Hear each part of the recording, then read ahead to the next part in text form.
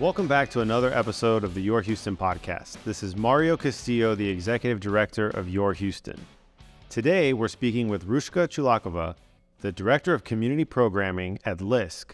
We're going to learn all about different programs and services that Lisk offers to the Houston area. And be sure to like, subscribe, comment, and follow so you can stay up to date on all of our episodes. Now, let's get into our conversation with Rushka. I feel the liftoff. The clock has started. Roger. Thank you so much for being here, Rushka. We're excited to get to know you a little more and talk all about Lisk. But first, we're going to have a few questions so that our audience can learn more about you. And we're going to start with the question we ask everyone, because Houston is such a food town and there's so many options. We want to know, what is your favorite restaurant in Houston? Oof, that's a tough one. And first of all, thank you so much for having us. We certainly appreciate the opportunity. Food is such a great way to experience culture. And I can't possibly pin it down to just one restaurant. I think for me, there's such a world of opportunity in experiencing different cultures, different parts of the world. And Houston itself, it's such a microcosm of everything that you can possibly find across the world.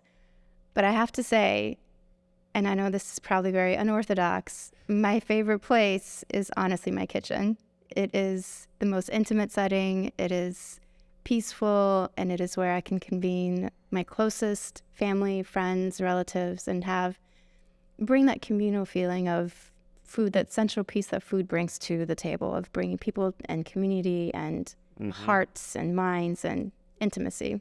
Yeah, that's the first time we've heard that since we've started asking this question. But now, okay, we're going to want to try some of your food. Cover what you ask for. If we come over for a meal, what are you going to cook for us? It depends. Depends on how much mental space I have in the day.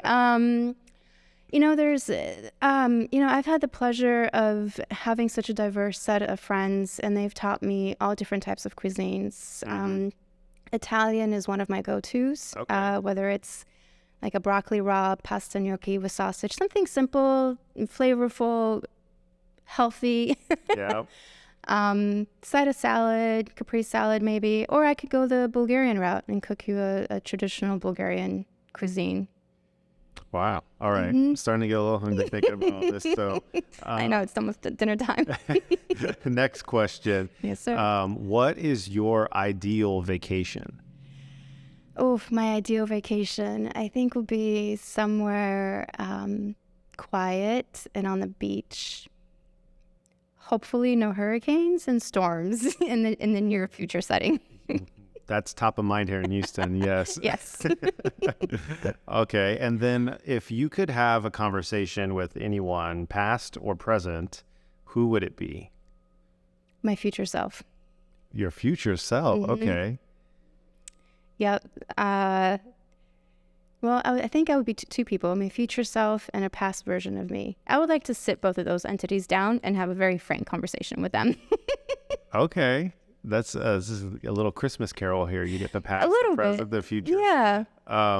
That's interesting. So you've given us two unorthodox answers, but no, that's great. You're welcome. Because it's fun to, hear what people, who they want to talk to and get a little insight. And we haven't heard those responses either. Yeah. Yeah, there's been, since 2020, I think I can speak for myself, certainly. Life has changed drastically, and there's been a lot of soul searching, a lot of retooling, re-envisioning, and a lot of skin shedding. And I can only imagine, I have such gratitude for the versions of me that I've had to go through to get me to where I am. And sitting back and having that moment of reflection of like, wow, if only I knew what I know now then. But that's part of the journey, right? Yep. And then the curiosity in me stands like, well, if I'm here today because of those versions of me, which I honor some parts now and some parts I have had to honestly let go, what does future me look like? What does she have to tell me, right? What does she have to overcome? What does she look like? And then having that sense of,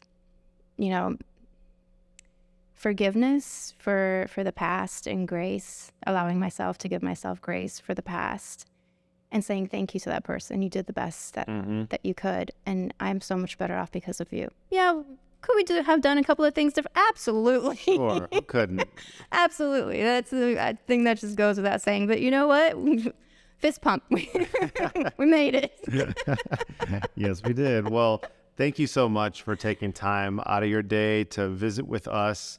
We're excited to talk to you, to learn more about Lisk. And just to start, for people out there who don't know anything about Lisk, can you tell us what the organization is, what it does, how it came to be?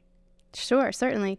So we are, first and foremost, a nonprofit, 501c3, and we are, secondly, a community development financial institution. So we have the ability to make impact as a nonprofit, but also the ability to make impact as a CDFI with the various lending products that we have on hand. So we were established in 1989. We're part of a national organization, so there are offices throughout the country. And the beauty of our work is we don't necessarily provide direct services in the traditional nonprofit sense, right? We don't have like residential services where clients come through the door and we have case management. Our clients are the nonprofit organizations throughout Greater Houston. And part of the breadth and scope and impact that we bring to the region is community development and capacity building.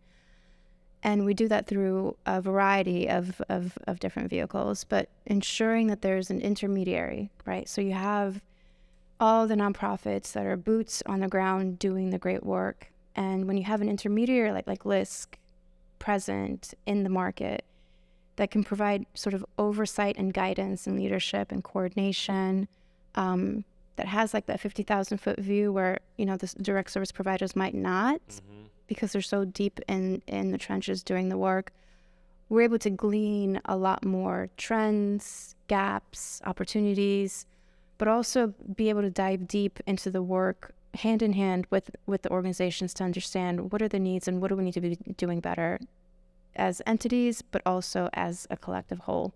And then surfacing that to the powers that be to say, hey, dear Houston, we have a problem. Well, that's an important role to play because you have groups that are on the ground doing the direct service day to day, and you can be, full on in that world and not step back and see that 50,000-foot view. Yeah. And so to be able to offer that perspective and that guidance, that's so important to advancing progress on the issues. Because you can be in direct service for years and years and years, and that's providing a crucial role, but it's not addressing the long-term, root of the issue. Absolutely. And, I love Houston. This is, my relationship with Houston is a very interesting relationship. And after having lived in various different markets, Houston just has a very special ingredient. And part of what makes it also very unique is the diversity that it has and the different communities and how unique and special each community is.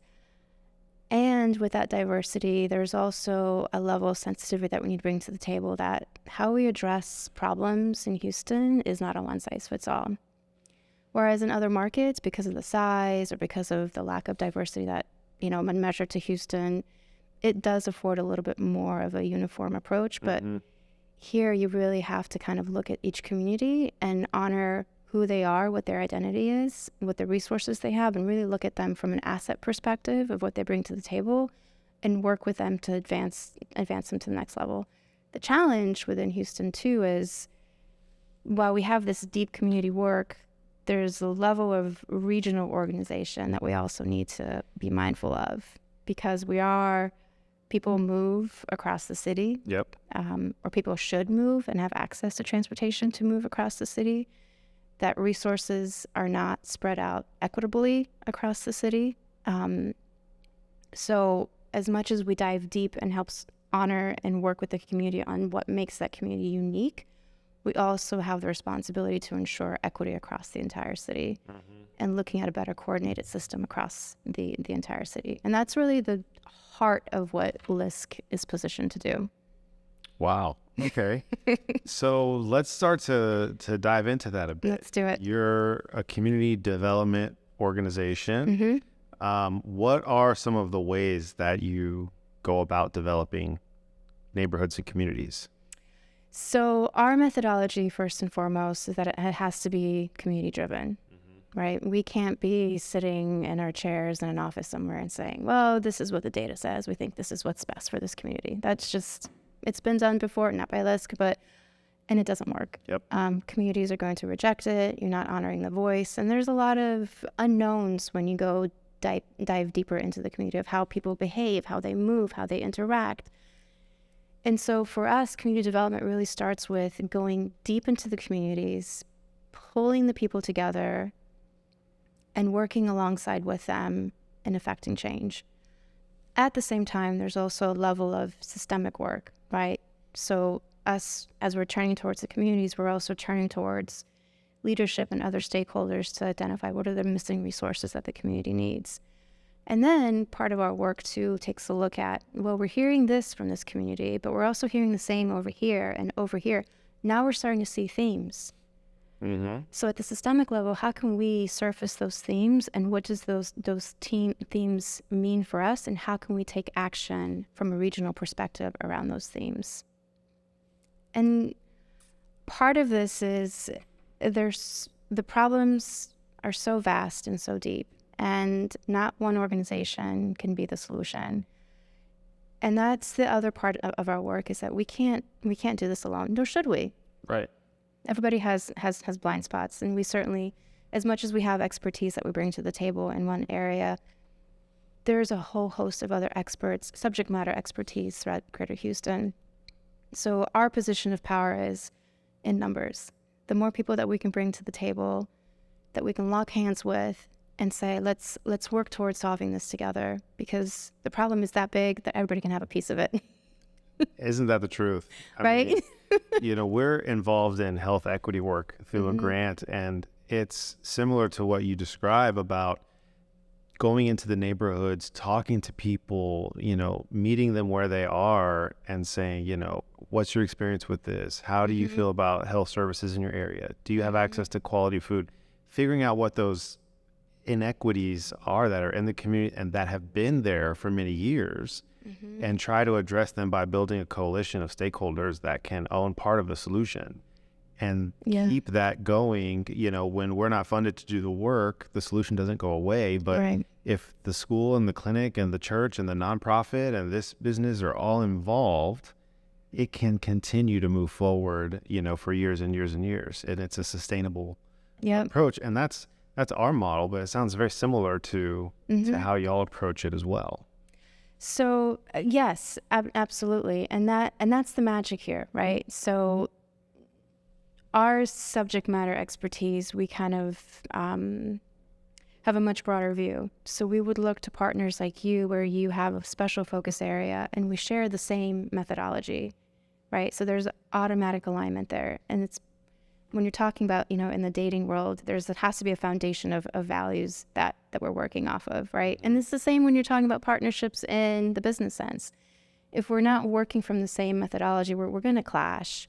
But the fact that you have the same mindset and the same way of doing work as well as we do, and yours is more focused around health, ours is a little bit broader and allows for flexibility, there's a level of resources that we can bring to the table to support you. By no means are we in a position to come in and take over the work in any community. That's not our place. That would be mission creep for us. But it's taking a look at strength-based approach, looking at partners like you that are leading this work and having charge and having presence and having trust. And then us taking a look at the resources and tools that we have on hand and saying, what can we do to support you within this work? Is it sitting alongside you? Or is it sitting behind you and kind of giving you resources here and there, connecting to other pieces, or whatever the case is, right? It looks very different for every partner that we work with and every community that we're in. So tell us about the Go Neighborhood program. So that is one of our legacy programs. Got launched back in 2009. It is part of the Building Sustainable Communities model, which is a nationally acclaimed comprehensive community place-based development work. So we started it in Houston, and we have 13 neighborhoods that are considered GO neighborhoods, which stands short for Greater Opportunity Neighborhoods. And these are the neighborhoods, but we have different sort of tiers of where a neighborhood is and how they're doing the work. I think we need to re-envision our overall community development strategy. Mm-hmm. Obviously, 2009, what we look like then is not what we look like now in 2023. Correct. So to some degree, we have to take a look at our methodology and say, where do we need to upgrade the way that we do our work and the way we think about how we're doing our work? But at the heart of GO is the place-based comprehensive community development. And it's taking a look at building the community up to take charge in leadership and action in affecting change. Where we're also looking at within GO is, well, it's a very comprehensive methodology, and it requires a lot of moving pieces to be in effect, which requires a lot of funding to be in place. Mm-hmm. Sometimes when the funding is not available or when all the moving pieces are not ready, it doesn't necessarily mean that we can't affect community development or we can't affect change. It just means that we have to modify the methodology and the model to meet the community where they are with the resources that they have. And quite frankly, the resources that we have, right? Our work, a lot of our work does require us to fundraise in order to be able to support communities. Yep. And if we don't have that funding in line to help a community, that doesn't necessarily mean that we can't help them. It just means that our help and assistance looks in a very different form and fashion. Mm-hmm. Until we can work together to build up a portfolio of what the effective change is going to look like that when we can fundraise and bring into the area. And so for us right now, we have a lot of legacy work that's happening within GO and community development. That's part of sort of how the methodology started. But where we're at right now is taking a look at, well, what can we do with the communities where perhaps maybe we don't have the same level of funding to support the level of change that we would like to see or that's needed. Mm-hmm. There's still work that we can offer, and there's still tools and resources that we can bring to the table. So at this level where we are is our desire, and we have a strategy in place that we're going to be executing relatively soon, but engaging the communities in a very different way and understanding exactly the work that's happening within that community, where are the missing resources and pieces, but more importantly, where can Lisk help support and making change in some of the issue areas that the community wants to tackle. So this program, you said, started in 2009 mm-hmm. here in Houston, mm-hmm. and it's going to be long-term, continuing, for years and years. Here we are, 2023, and 2023. It's still going strong. Yes, still going strong. Like I said, it's one of our legacy models, and it's mm-hmm. part of the heart of Lisk's mission. Now, whether it looks like what it did back when it started, obviously that's the work at hand that we have in 2023, is taking a look at how we can continue to support our work. Mm-hmm. And then the financial opportunity centers, mm-hmm. that is a separate from Go Neighborhood program? It is. Okay. And this is where the plot twist comes in, right? So... And I love this so much, so I apologize if I geek out a little bit. So our financial opportunity centers is yet another legacy model. It's part of our family income and wealth building pillar of our work. Okay. It is an evidence-based program that we brought into Houston, I think, around 2010. So around the time that GO launched, we also launched the financial opportunity centers. And it is a recipe where we help build the capacity of organizations to do a trifecta service delivery model. And that has been scientifically proven to be effective in moving families out of poverty. And the methodology it seems simple at hand, but the operationalizing of it within an organization is where it gets really intense. But basically, families get three services bundled across the board. It is where we screen individuals and families for any public assistance, any benefits that might be left off the table. We enroll them in financial coaching. So this is the piece where, the not sexy piece of working on budgets. Mm-hmm. But financial coaching is much more than just creating a budget. It is about looking at what is the aspirational goal that the family has that they haven't been able to tackle or haven't even been given the space to dream, right? If obstacles weren't a barrier, where do you see yourself in 10 years, in 5 years, next year? And what do you want your bank account to look like? How much money do you want in there? And like, let's not worry about the job. Let's dream a little bit. Let's bring that inspiration back into your heart and soul, because God knows life is trampled all over you, right? And so creating what those goals are and aspirations, and then working one-on-one with the financial coach on creating the strategy. And it's really the client driving it, creating the strategy of how you're going to get there. And the coach is just like any football player, any tennis player, you're doing the work. You've got the skill sets. The coach is just there to help you tweak a little bit, right. Move a little bit, change your feet a little bit, budgeting wise. All right, what are some of your triggers? Are you a spender? Are you a saver? Let's take a look at, maybe we can start with saving $2 out of your paycheck. Maybe it's $3, but let's get in the habit of putting money aside and how much does it make sense to do so. And then the last piece is looking at skilling up, which is the workforce and career coaching. So maybe your job right now, you have this big goal, and looking at where you are within your career or your job or your lack of job. Let's put you either in a training program or a higher educational opportunity, or maybe you just need a different job. You've got all the skill sets, all the education, but you're having a hard time finding a good market or a good industry to get you into an income that you need. So sitting down with the career coach, really mapping out sort of what your skill sets are, what your dream is, what your time frame is, right? Sometimes these things are urgent. It's like, I'm going to get kicked out within 2 weeks. I need a job ASAP. Yeah. All right, let's stop the bleeding. Let's look at getting you into a job now and get some income coming in. But let's look at the long-term pathway of how we skill you up and get you into a better income job. On average, the financial opportunity centers, the organizations that are deemed as our financial opportunity centers, they can hang on to a client up to 5 years. So it's not just about putting them into a job, but following up with them 6 months to a year later, like, hey, are you ready to advance? What does that next level look like? Hey, are you...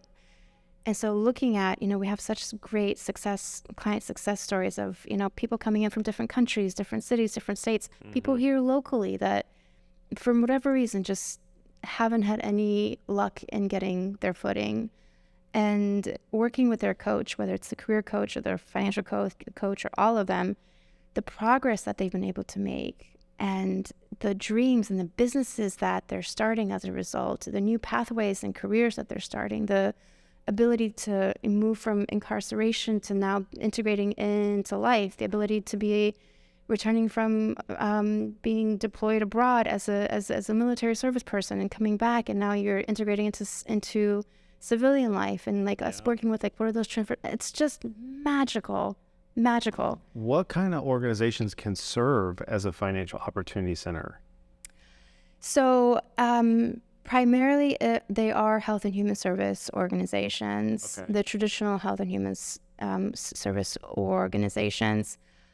But there's a level of readiness within the organization to do the financial opportunity center.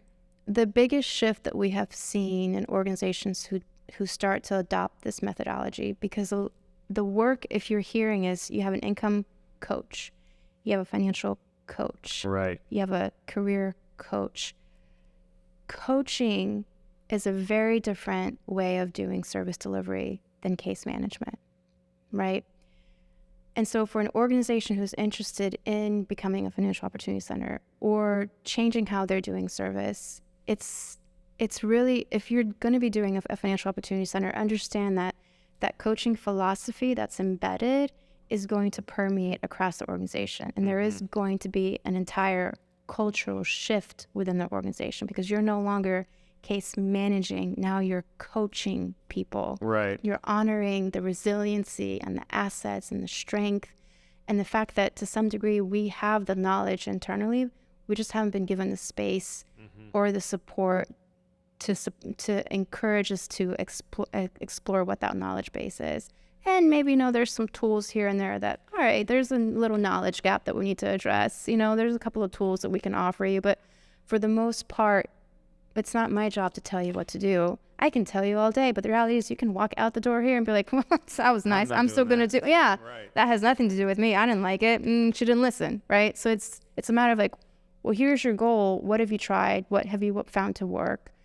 I mean, the conversations are just, I can talk about this all day. Yeah, well, it's really interesting that y'all train organizations, you build their capacity to perform in this way, because you're able to replicate yourself many times over with these financial centers that are doing the 3 different services.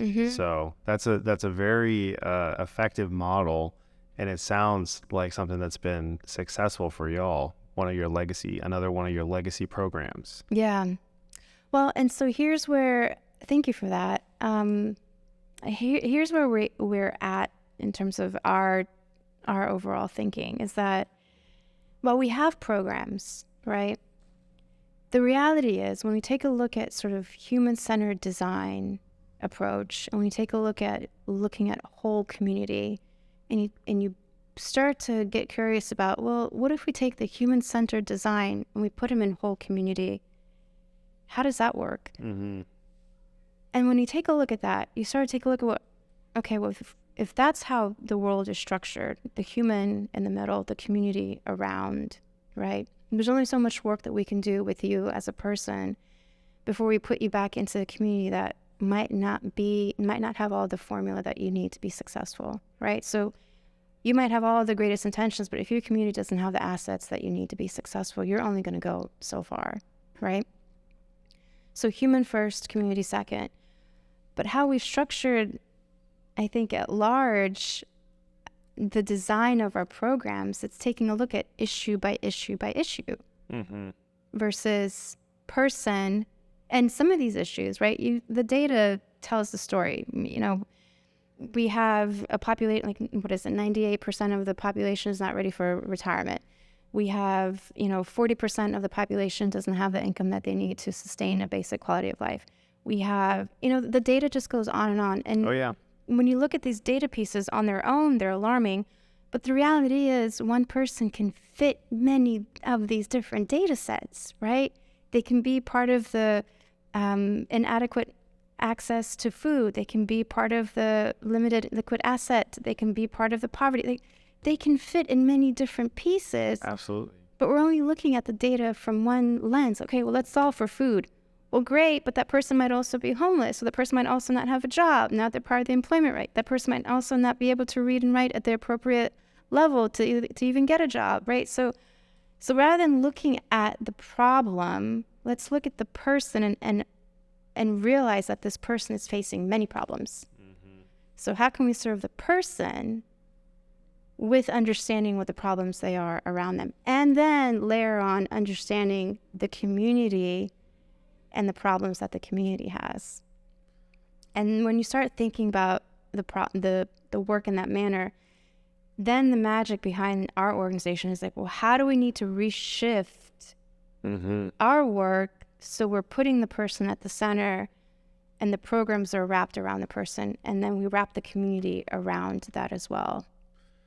Wow. So there's a lot of opportunity there for assistance, for other organizations to get involved, for people to get involved, because like you mentioned earlier, the problem is big enough for multiple folks to help pitch in to tackle. It's not just y'all. It's not just us. It's a collective approach.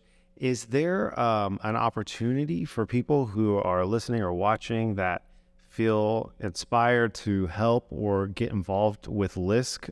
Do y'all do volunteer work? Do you take volunteers? So we're testing out something new this year in volunteerism. We're keeping it a little contained. Historically, Lisk has not been in the volunteer as an intermediary. Again, we don't do direct services, so there's not necessarily a program that we run where we're interacting with families. Volunteerism, we can connect individuals to organizations that have work on the ground where they're in need of volunteers, but it wouldn't be necessarily for Lisk directly. So it's more coordinating. Okay. And then if people want to support Lisk, are there ways to financially support? You mentioned you're a nonprofit. I'm sure you take donations. Of course. Is there an event coming up? How can people get plugged in that way? That's a really good. So we don't have an event. Okay. Historically, we're not a traditional nonprofit. No gala or anything. Not Not yet. Perhaps, maybe. Although I'll save my crazy ideas. But there absolutely is. We do have, they can contact anybody within Lisk, and we can certainly set up what that donation process could look like. Okay. Our website certainly has some way that you can donate through our website, or you can talk to somebody within our office, myself or Claire, our executive director, Laura, anybody. We'll be happy to discuss what our options are. Great. Well, we really appreciate you taking the time out of your day to visit with us. We learned so much about Lisk, about legacy programs, things that you offer, your approach to community building and organizing. And it's a much needed service that y'all provide, that 50,000 foot perspective. We talk to a lot of nonprofits that are grassroots direct service. And it's easy to get caught up in that and not see the bigger picture. But with y'all providing that, it helps make sure we're all working towards a solution. So thank you so much for being here. Thank you for having us. Thank you.